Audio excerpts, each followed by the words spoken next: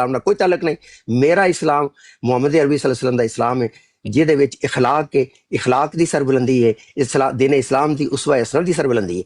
मैं उस दा पैरोकार हां। मैं खनजीरी अलामा खनजीर दे क्रिएट किए हुए जाती उस नैरेटिव दा इस्लाम दा पैरोकार किसी कीमत नहीं है। जिथे बराड उत्ते चल रही है, सिस्टर सफिया नूं इन्हां ने हॉस्टेज करके बिठाया है, मजलूम खातून नूं, जिहदे राइट और लेजिटिमेट ग्रीवेंसेस ने। अगेन मैं सिस्टर सफिया दे नाल खड़ा होना वा, अज भी खड़ा वा, पहले भी खड़ा सा। उन्होंने मैं भैन कहना वा, शी इज़ माई सिस्टर। लेकिन अपनी भैन नूं मैं पब्लिक में रख के उन्होंने इस्तेमाल करके अपने एजेंडे के तहत और गालां कढ़वा के मुखालिफ फरीक नूं गंदियां जलील तरीन और थले छतराउल दा बयानियां चला के मैं इस्लाम का रंग नहीं देंगा। ये इस्लाम नहीं, दिस इज़ नॉट इस्लाम। यह है मेरे फर्क। मैं दुनिया के हर तबके नाल बैठ के इंटरैक्ट किया, वो हिंदू होण, वो सिख होण, वो ईसाई होण, वो मुलिद होण, कोई भी बंदा हर तबके दे नाल मैं बैठ के झूठे दे उत्ते उन्होंने एंगेज किया। इन्हों कहते हैं to engage with your opponents. इस तरह एम दी भी मेरे अपोनेंट्स ने, उन्होंने मैं एंगेज कर रहा। मैं उन्होंने गाली गलोच से उन्होंने माँ भैन करके उन्होंने तजलील करके मैं उन्होंने एंगेज नहीं करांगा। स्पैशली उदों जदों के कादियानी मेरे खून दे विच भी ने, अब मेरे ब्लड रिलेटिव्स भी कादियानी। तुसी एक किस तरह कर सकते हो कि अगर आमिर खनजीर दे भी रिलेटिव्स अहमदी है ने, तो वो किस तरह इन्होंने तजलील कर रहा है कि गंदियां गालां कढ़वा रहा मावां भैणां दियां। यानी तुसी अपने ही ब्लड रिलेटिव, जेड़ा बंदा अपने घर दे अफराद नूं गंदा करवांदा है, वो दूजियां नूं इज्जत किस तरह प्रोवाइड कर सकदा है? एक सादा जिहा असूल है। जेड़ा जिहदे अपने वास्ते जिहदे कोई इज्जत नहीं, वो दूजे नूं नहीं इज्जत की देनी। वो किहड़ा इस्लाम है जिहड़ा दे रहा है? मैं कादियानियों नूं प्रोटोकॉल नहीं दे रहा। शाह साहब, इस नूं कहंदे ने इंसानियत। ये बेसिक इंसानियत है, बेसिक इंसानियत। इहनूं तुहाडी नज़र दे विच वेखिआ तुसी हर मुखालिफ नूं दुश्मन समझ के ट्रीट करते हो और ये समझते हो कि ਇਹਦੀ इज्जत ਉਹਦੇ कपड़े लाना बिल्कुल ऐन इस्लाम है। मेरे नज़दीक नहीं। मैं इंसानियत बिलीव करना। तो इस वास्ते बड़ा अजीब लग रहा है कि एक कादियानी प्रोटोकॉल दे रहे नहीं। It's not called protocol, it's called level playing field. ये बराबर का एक मैदान है। हर इंसान नूं दुनिया की इस स्टेज के उत्ते राइट हासिल है इक्वल सीट का, बराबरी की सीट का, बैठ के साढ़े बराबर अपने नज़रियात का एक्सप्लेन कर, असी अपने नज़रियात की उन्होंने दावत दईए। एक इंसानी और इस्लामी असलूब है। That's it.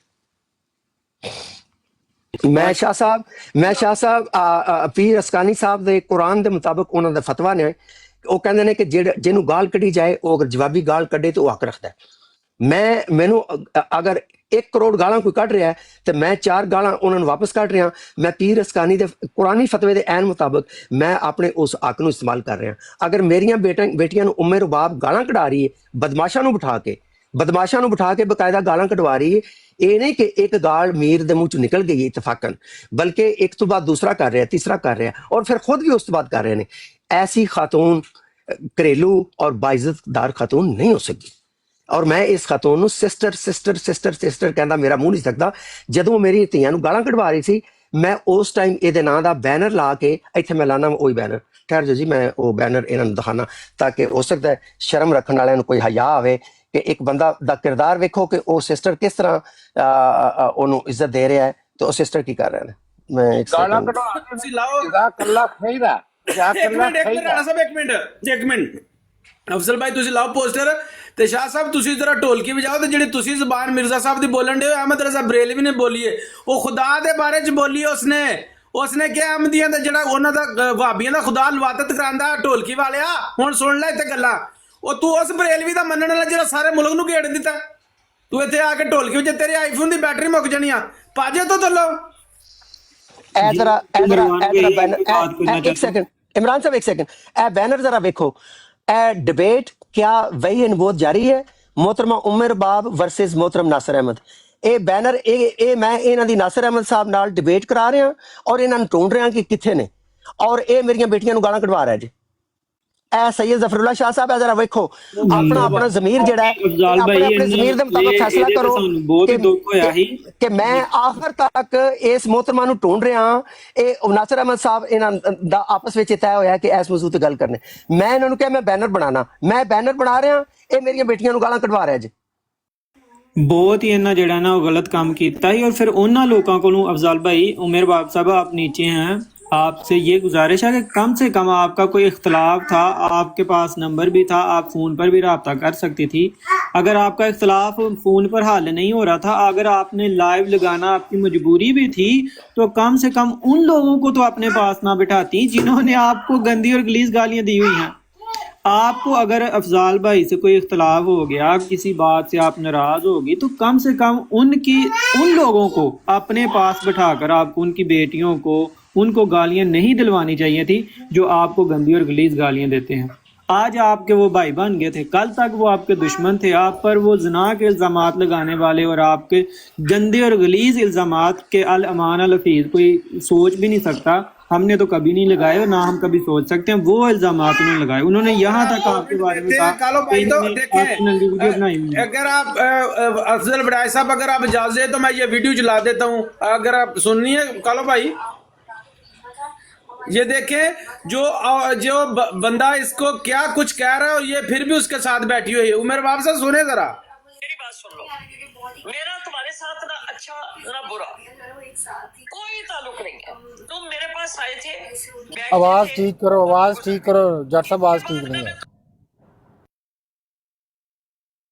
آواز ٹھیک کرو، تھوڑے اگے کر کے آواز کرو. ویڈیو سنان والی ہے. افضال صاحب نو لازمی ہے سناؤ ویڈیو، لازمی پتہ چلے کہ کنا چوٹ کے تے کنا جا کے بہ گئے. ٹھیک ہی آواز آ رہی ہی. جٹ صاحب سناؤ، مائک میوٹ ہے نہیں تہاڈا. آ رہی ہے، کی کردا پیا؟ مائک میوٹ ہے، چلاؤ. میرا تمہارے ساتھ نہ اچھا نہ برا کوئی تعلق نہیں ہے. تم میرے پاس آئے تھے، بیٹھتے تھے، وہ وقت گزر گیا.